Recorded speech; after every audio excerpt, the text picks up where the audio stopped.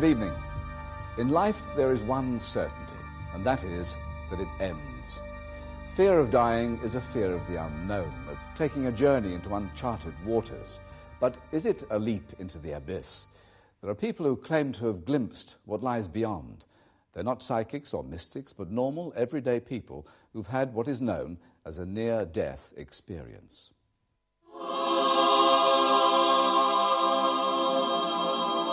It was so brilliant. A feeling of love, joy, knowledge, superb. And off we went. And I knew that the place that I was in or going to or was a place where I would cease to exist. The fact that it seemed likely that I was going to die in a strange country, away from family and friends, was totally unimportant. In some ways, it was a rather wonderful experience because it brought about such an enormous transformation in my life. I felt some peace and contentment. I seemed happy after all the noise and the explosions and the flames and the sparks I'd gone through. It was so peaceful. The near-death experience is a phenomenon that has been widely recognized for many centuries. When people who've been on the brink of death recover, they report remarkably similar experiences. Neuropsychiatrist Dr. Peter Fenwick is Britain's leading clinical authority on the subject. I've studied over 400 cases, but at the moment I can't see a satisfactory scientific explanation which really explains the data. At the age of 17, David Whitmarsh was in the Navy, serving on a frigate in the Far East. Part of my duties was testing sockets.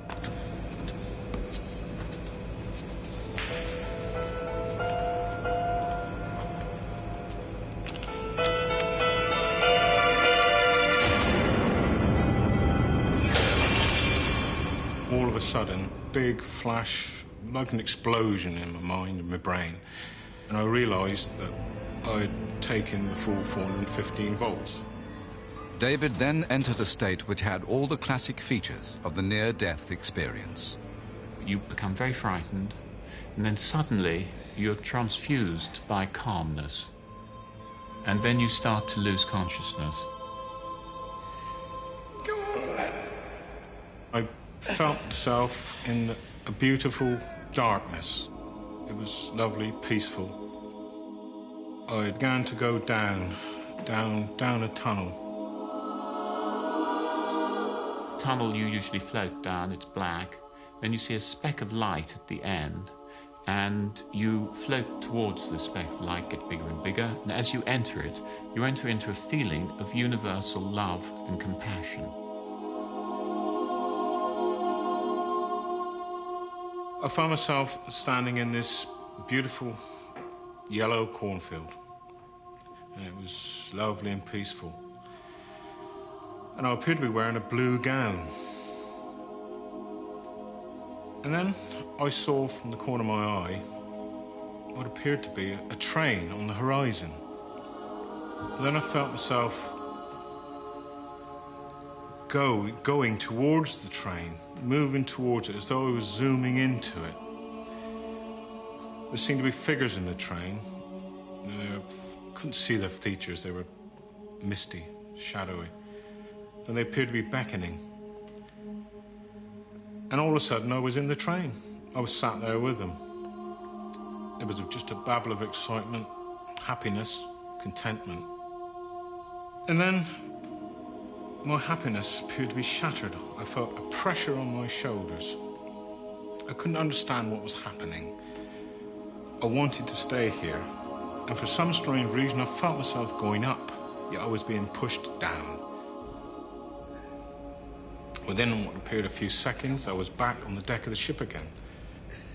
Get off, will ya? Why did you bring me back? I wanted to stay on the train. I was so angry. I just didn't want to leave. I just wanted to go back. What baffles scientists is that David Whitmarsh, like many others, has a precise memory of his near-death experience, even though he was unconscious. An unconscious state is when the brain ceases to function. For example, if you faint, you fall to the floor, you don't know what's happening, and the brain isn't working.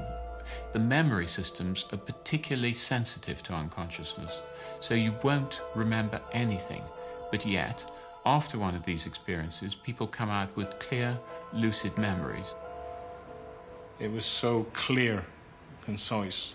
It wasn't mixed up like a dream or an hallucination could be. It was the same as I'm talking now.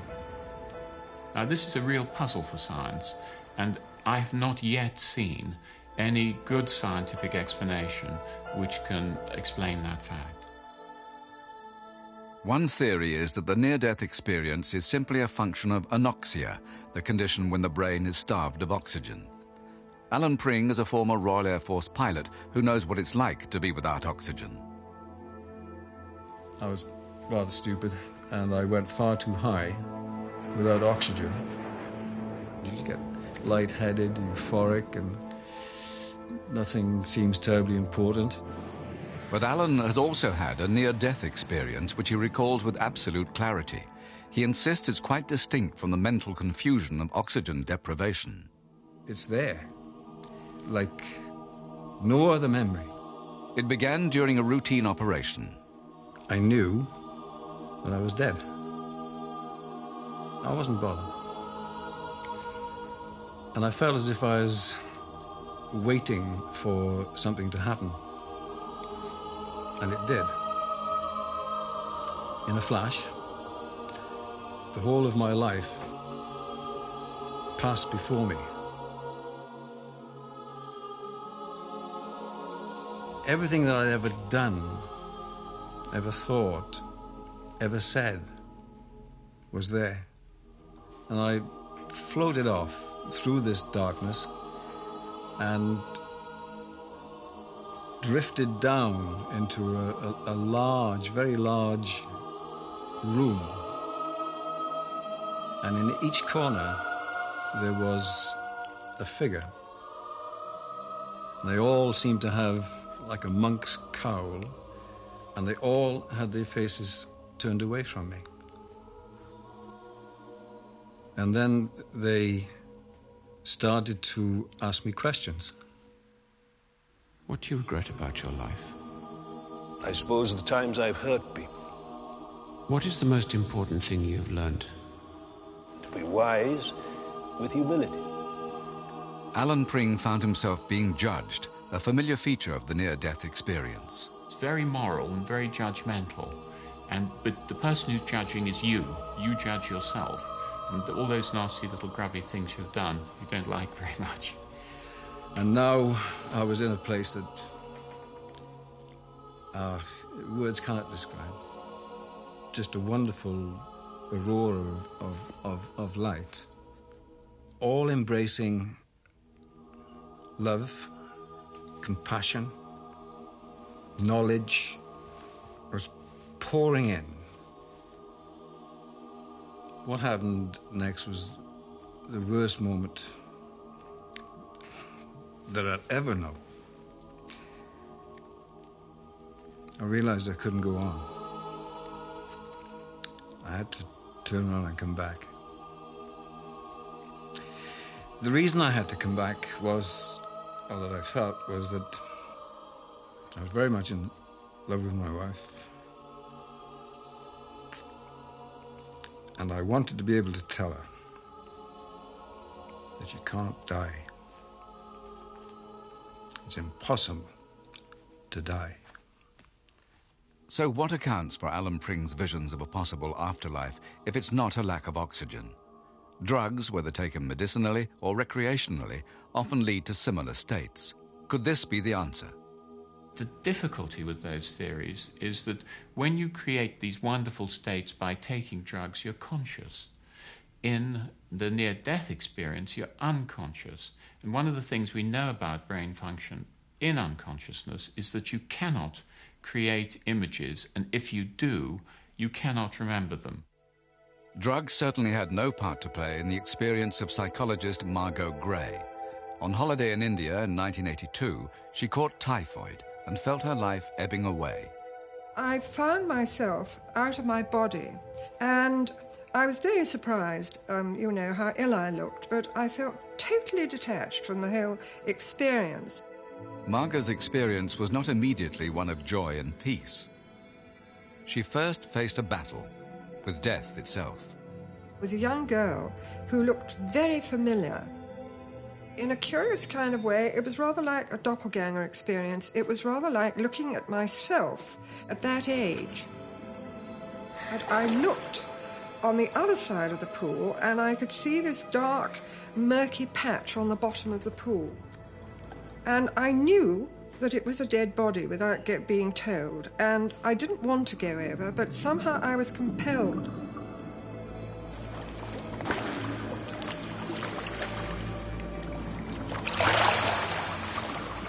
It came up from the bottom and grabbed me in a vice-like grip and started dragging me down. And just as I felt I couldn't hold on any longer, I did actually. My head came out of the water. And with my free arm, I said to it, "Oh, no, you don't." I said, "You have no power over me. I'm stronger than you are." And with that, it let go. And at that moment, I found myself back in my body and in my bed. But the extraordinary thing was, at that moment, the temperature broke. And after that, I started to make really quite a speedy recovery. Although science has yet to find a convincing explanation for the near-death experience, one thing is quite clear. It transforms people's lives. I think the interesting point about the near-death experience is that it tends to make you more moral. In other words, more concerned for other people, less concerned for yourself. And, of course, most importantly, it takes away the fear of death. I think the most important thing it taught me is not to be afraid of life. And once you cease to be afraid of life, then the whole quality of life changes. I'm not afraid anymore of death. I know where I'm going to go now. If it is the same as I've been through, then I should be very happy. But I truly believe that the world would be a better place if more people had had the experience that I had, and they consider the possibility that death is not the end, and that existence, consciousness, or whatever goes on.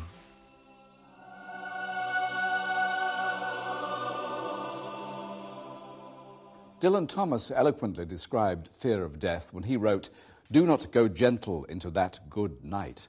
Old age should burn and rave at close of day. Rage, rage against the dying of the light." Well, whatever actually happened to our witnesses in near-death encounters, they now have no fear of the dying of the light. In part two, the hoax aboard a World War II bomber that takes a chilling twist.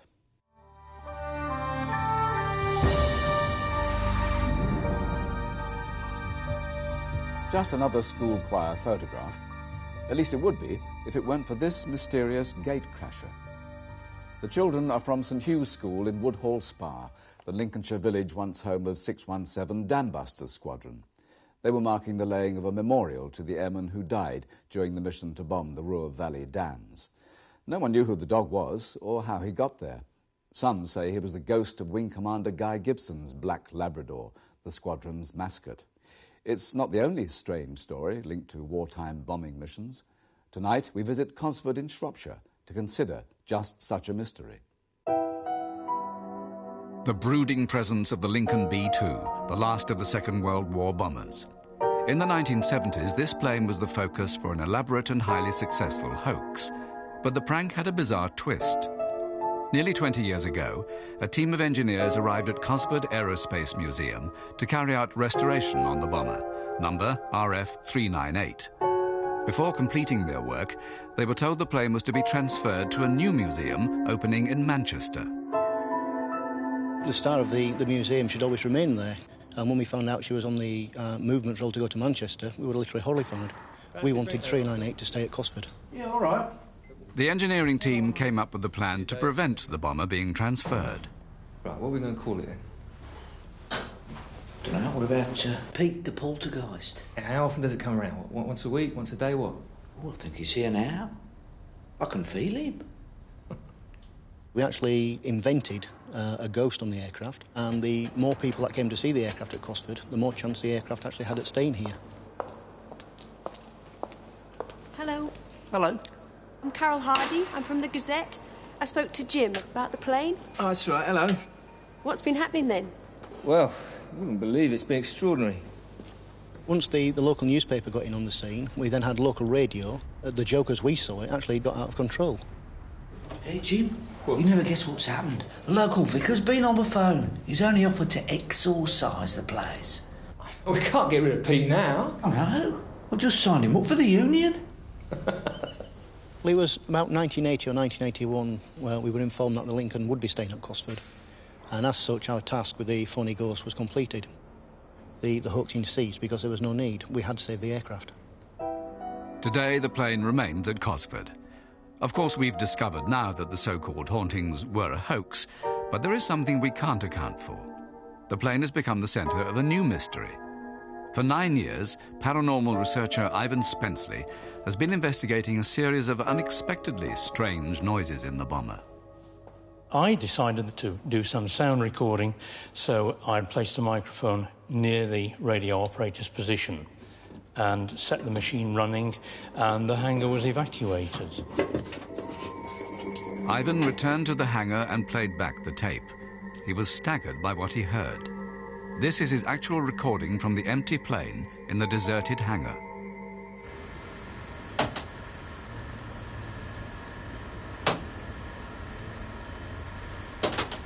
The first recordings I made here, I didn't know whether it was the sound of the hangar changing as the heat of the day left the building.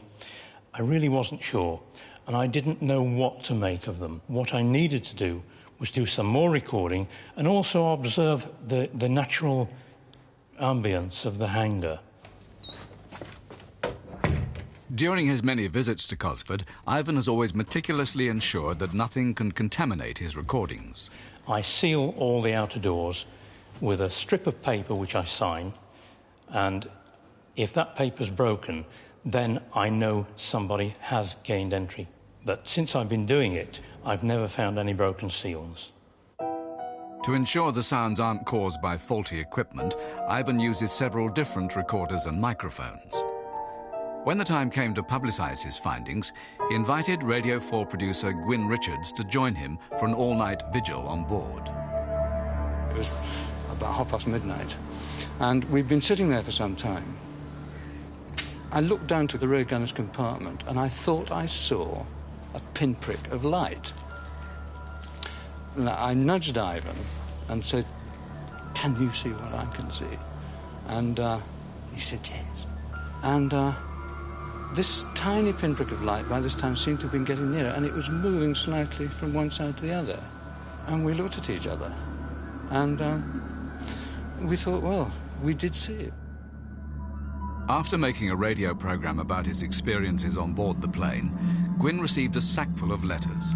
I mean, there is no explanation, really, but one letter only at the end gave me something which I thought was possible. It said that when the crew was on night flying, they used to reverse the little concave reflector in their torches and cover the bulb with them so that only a tiny pinprick of light was emitted from the torch in order to save the pilot's night vision. And that seems to me to be something which approximates what I saw. But what about the noises? Ivan and Gwyn made further recordings on that occasion. I didn't expect to hear anything. And then suddenly on the tape was this incredible bang. I said, "My God! Play that again." And he pulled it back, played it again.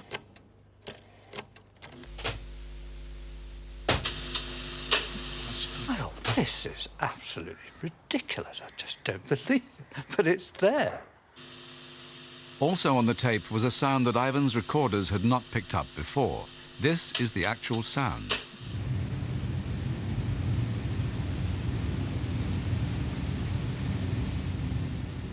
Could the tape simply have picked up radio signals from atmospheric interference?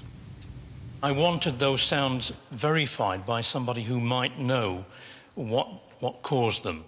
Which was the worst part, landing or takeoff? From my point of view, landing. Ivan contacted the former 398 crew, among them pilot Phil Pritchett and navigator Gary Lewis.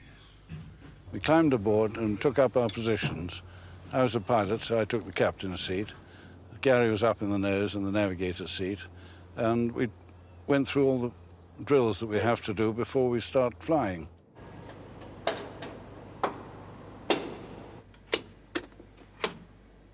The noises we heard on the tape, they certainly sounded like the normal noises that we get on an aeroplane, but somewhat modified. The noises on the tape resembled the clicks made by the switches during the cockpit drills. As for the whistling sound, Gary has his own theory. Eventually we worked out that it was a navigation aid called Console. This surprised us because, as far as we knew, the navigation aid had been out of service for about 25 or 30 years. I thought it was very strange to get these noises in the middle of the night, hangar doors locked, nobody on the aeroplane, just tapes recording. Very strange indeed. The last Console navigation unit was decommissioned in 1956. Thinking about it since then, I still can't find any logical explanation. It just defeats me completely. But could the recording simply be the sound of the hangar contracting as it cools down at night? The roof of the hangar creaking and that kind of thing. It's an easily distinguishable sound. It can't be mixed up with anything else.